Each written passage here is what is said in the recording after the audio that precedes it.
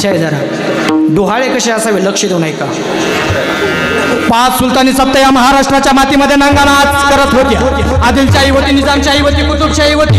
गावाची गावं लुटल्या जात होती, गावाची गावं बेचिराख केली जात होती. अरे लुटल्या जात होता सर्वस्व, लुटली जात होती आई बहिणींच्या अब्रू. अभिमान तर सोडा, स्वाभिमान सुद्धा सावकाराच्या पत्री गहाण पडला होता. आणि अशाच वादळ वाऱ्यामध्ये मासाहेब रूपी जो सातत्यानं भेटत होती. मनामध्ये धैर्य होता, साहस होता, पराक्रम होता. 18 पगड जातीचा 12 बलुतेदाराचा सर्व धर्मियांचं राज्य उभा करायचंय. पण कोण करेल असं राज्य उभा, कोण करेल असं राज्य उभा. म्हणून आई शिवाई देवीनं मासाहेब जिजाऊन आई शिवाई देवीच्या मंदिरात जावं आणि शिवाई देवीला साकडे घालावं. हे आई शिवाई देवी आम्हा पोटी आमच्या पोटी असा पुत्ररत्न जन्माला घाल जो 18 पगड जातीचं 12 बलुतेदाराचं सर्व धर्मियांचं राज्य उभा करेल. आणि बघता बघता दिवस उजळून गेले. मासाहेब जिजाऊंना डोहाळे लागले आणि अशामध्ये जे का दाशीनं यावं आणि मासाहेबांना विचारावं, मासाहेब आपणाच्या अवस्थेमध्ये काही खावं वाटत नाही का. मासाहेब आपणाची अवस्थेमध्ये काही पिवावं वाटत नाही का. अरे मासाहेबांनी ज्या सरशी डोहाळे शब्द ऐकला, मासाहेबांनी हाताच्या दोन्ही मुठी आवळल्या, चेहऱ्यावरती सूर्यासारखा तेज प्रगटलं आणि मासाहेबच गट्ट झाल्या. आम्हाच वाटते वाघावरती बैसावे, जिने टोप परिधान करावा आणि जो माझ्या आई बहिणींची आबरू लुटतो त्याचा शिर धडा वेगळं करावं, धडा वेगळं करावं. डोहाळे लागले आम्हास. अरे असे डोहाळे फक्त मासाहेब जिजाऊंनाच लागावे. आणि असे डोहाळे लागल्याच्या नंतर एक दिवस उलटून गेला आणि तो सुवर्ण दिवस उजळला. 19 फेब्रुवारी 1630 महाराष्ट्राच्या मातीत आणि जिजाऊच्या कुशीत स्वराज्याचा सूर्योदय झाला. राजे शिवछत्रपती जन्मास.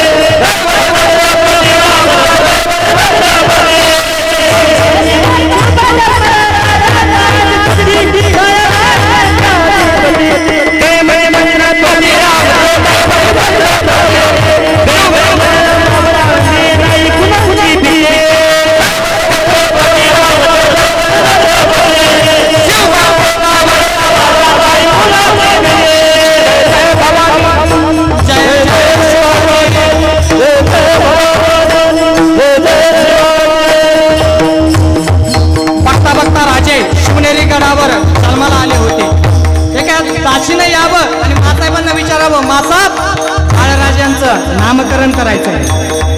नामकरण काय करावं आणि जिजाऊ मासाहेबांना सांगावं, शिवाई देवीच्या आशीर्वादाने पुत्ररत्न मास प्राप्त झाले. नामकरण करा शिवाजी.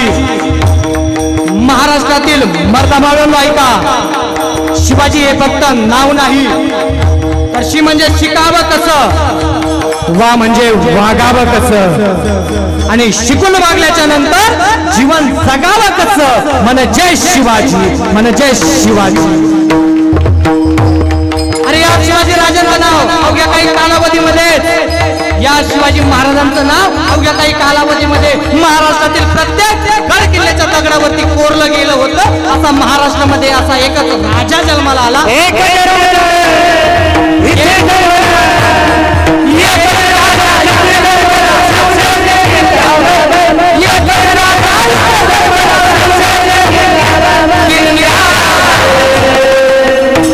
माझ्या राजाचा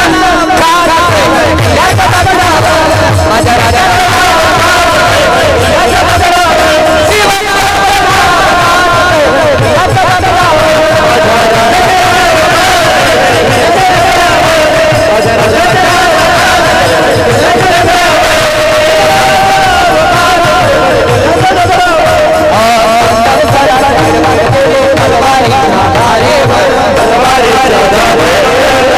Hare